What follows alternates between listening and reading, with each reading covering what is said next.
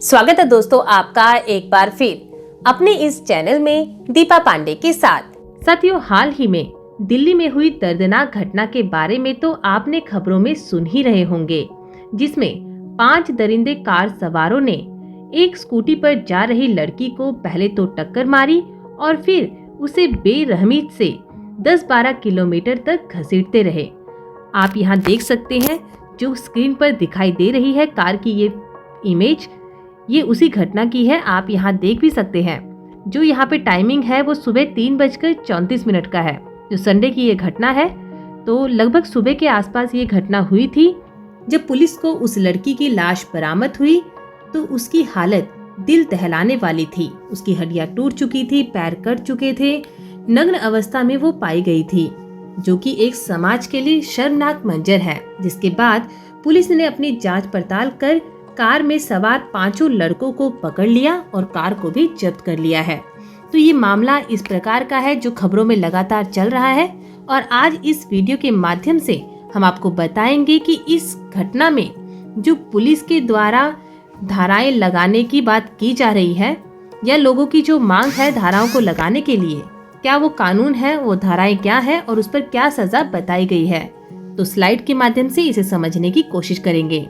तो साथ ही इस केस में जो धारा लगने की बात चल रही है, सबसे पहली धारा है आईपीसी की धारा 279। रैश ड्राइविंग की ये धारा है, जिसमें रैश ड्राइविंग और राइडिंग को जो पब्लिक वे में की जाती है उसे यहाँ पे अपराध बताया गया है। यहाँ आप इसे पढ़ भी सकते हैं कि अगर कोई व्यक्ति व्हीकल्स को राइड करता है या ड्राइव करता है पब्लिक वे में इस तरीके से कि उसकी उस रैश और नेग्लिजेंट ड्राइविंग से ह्यूमन लाइफ को खतरा पैदा होता है या हो सकता है, किसी को नुकसान हो सकता है, किसी को इंजरी हो सकती है, किसी थर्ड पर्सन को या किसी भी व्यक्ति को, तो ऐसा करना आईपीसी की धारा 279 के तहत एक अपराध होता है, जिसके लिए उस व्यक्ति को 6 महीने तक की सजा, फाइन और दोनों से ही दंडित किया जा सकता है। इसके अलावा जो अगली धारा है वो धारा है आईपीसी की धारा 304A, जिसमें बताया गया है कि कॉजिंग डेथ बाय नेग्लिजेंस। अगर किसी व्यक्ति के द्वारा किसी की डेथ हो जाती है और उसका जो एक्ट था वो नेग्लिजेंट एक्ट था, जो कल्पेबल होमिसाइड में नहीं कवर होता, एक नेग्लिजेंट एक्ट था, तो उसके लिए इस धारा के अंदर 2 साल तक की सजा और जुर्माने का प्रावधान है और दोनों से भी उसे दंडित किया जा सकता है। इसके अलावा साथियों, जो पुलिस इस केस में धारा लगाने की बात कर रही है वो है गैर इरादतन हत्या की, यानी आईपीसी सेक्शन 304 के तहत जो कल्पेबल होमिसाइड के लिए पनिशमेंट दी गई है उसकी बात कर रही है, जिसके लिए आईपीसी की धारा 299 में उसकी डेफिनेशन बताई गई है। जैसा कि आप इसे स्क्रीन पर पढ़ भी सकते हैं कि अगर कोई व्यक्ति किसी की मृत्यु कारित करने के आशय से ऐसा कोई शारीरिक नुकसान उसे पहुंचाता है जिससे उसकी मृत्यु होना संभव है और वो जानता है इस बात को, तो ऐसे कार्य से अगर मृत्यु होगी तो वो इस धारा के तहत अपराध कहलाएगी। यहाँ पर जो अपराध होता है वो गैर इरादतन होता है।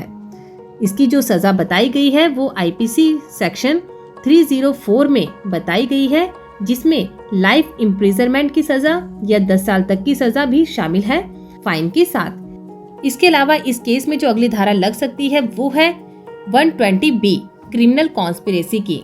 120A बताता है कि अगर कोई 2 व्यक्ति या 2 से ज्यादा व्यक्ति किसी इलीगल एक्ट को करने के लिए राजी होते हैं तो ऐसे में उनके ऊपर क्रिमिनल कॉन्स्पिरेसी की धारा 120 के तहत 120B के तहत कार्यवाही होती है। इसके अलावा साथियों, इस केस में जो परिवार वालों का कहना है वो ये है कि इस केस में सबसे पहले लड़की के साथ रेप किया गया है और फिर उसका दरिंदगी से मर्डर किया गया है। ये मामला सेम उसी तरह का मामला बताया जा रहा है परिवार वालों की तरफ से, जो कि निर्भया केस में रहा था। तो इसी तरीके से इसको रेप के साथ मर्डर की बात बताते हुए, तो इसके लिए यहाँ पर आईपीसी की धारा 376 यानी रेप की धारा यहाँ पर लगाए जाने की मांग की जा रही है परिवार वालों की तरफ से। अगर इस मामले में ये धारा लगती है, अपराध साबित हो जाता है, तो उनको 7 साल तक की सजा, जो 10 साल या लाइफ इम्प्रिजनमेंट तक भी बढ़ सकती है, उसकी सजा के साथ साथ फाइन भी उसमें हो सकता है। तो इस प्रकार से उन्हें दंडित किया जाएगा। अगली धारा को यहाँ समझे तो जैसा कि परिवार वालों ने कहा है कि रेप के बाद उसका बेरहमी से मर्डर किया गया है, तो इसके लिए अगर ये साबित हो जाता है और रेयरेस्ट ऑफ रेयर कंडीशन जैसे निर्भया के मामले में थी उस तरीके की बनती है, तो यहाँ पर जो सजा मिल सकती है वो या तो डेथ पेनल्टी या फिर लाइफ इम्प्रिजनमेंट उसे हो सकती है जुर्माने के साथ साथ, जो कि आईपीसी की धारा 302 में मर्डर की पनिशमेंट है। तो साथियों, इस प्रकार से आप समझ गए होंगे कि अगर ऐसा कोई भी एक्ट होता है जिसमें रैश ड्राइविंग और ड्राइविंग के दौरान किसी की मौत हो जाती है तो उसके लिए सजा क्या हो सकती है, या फिर अगर कोई व्यक्ति किसी का रेप करता है, लड़की का, उसके साथ बलात्कार जैसी घटना करता है और उसके बाद उसका मर्डर करता है या उसकी मौत हो जाती है, तो उसके लिए यहाँ पर हमारे कानून में क्या सजा का प्रावधान दिया गया है। जो फिलहाल का रिसेंट मामला है जिसमें लड़की को बेरहमी से घसीटते हुए मारने का मामला सामने आया है, वो एक्सीडेंट है या उनकी प्लानिंग थी या जो भी उसके पीछे कारण रहा होगा, वो तो ऑन मेरिट कोर्ट के द्वारा डिसाइड किया जाएगा।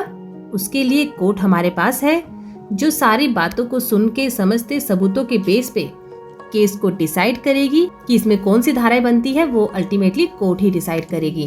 तो साथियों, देखते हैं इस केस में आगे क्या रहता है। क्या जो अपराधी है उन्हें जो सजा बनती है वो मिल पाती है या नहीं मिल पाती, और आपकी इस बारे में क्या राय है आप हमें नीचे कमेंट सेक्शन में जरूर बताइएगा। तो फिर मिलेंगे आपसे ऐसे ही किसी नए टॉपिक के साथ, किसी नई कानूनी जानकारी के साथ जो आपके लिए जरूरी है। तब तक के लिए नमस्कार।